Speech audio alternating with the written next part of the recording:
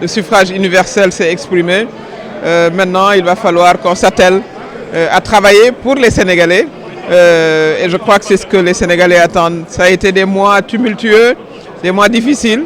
Mais finalement, la démocratie a fini par triompher parce qu'il n'y a pas d'autre meilleur système que la démocratie. C'est ce que nous sommes venus célébrer aujourd'hui en présence des chefs d'État de la sous-région.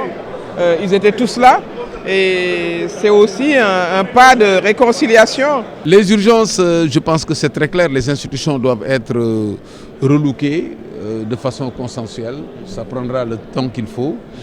Ensuite, la gouvernance et la transparence, la lutte contre la corruption, c'est très important pour nos ressources, c'est essentiel. L'emploi des jeunes et l'industrialisation.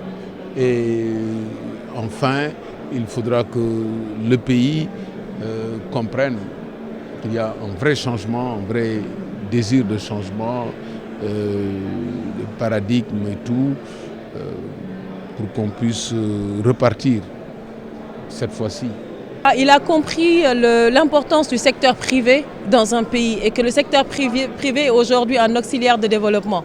Le président Bassirou Diomaye Faye va créer beaucoup d'emplois et en tout cas il a l'ambition de créer beaucoup d'emplois.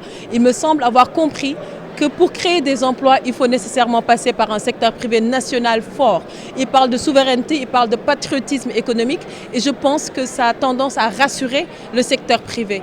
Il faut en créer sans gêne des champions nationaux, des centaines et des centaines de start-upers et d'entrepreneurs et savoir compter sur soi-même. C'est un discours qui rassure et nous espérons qu'il pourra vraiment réussir pleinement à cette nouvelle mission. Il ne faut pas que les gens pensent qu'il y aura un miracle du jour au lendemain. Le travail sera dur, difficile, parce que quand vous voulez reprendre les fondamentaux, parce qu'on ne peut pas continuer comme avant, pour reprendre les fondamentaux, il faut les reprendre partout, dans l'éducation, dans tous les domaines, éducation, dans l'industrie, comment repenser notre industrialisation, comment repenser l'utilisation de nos ressources minières, comment repenser notre agriculture.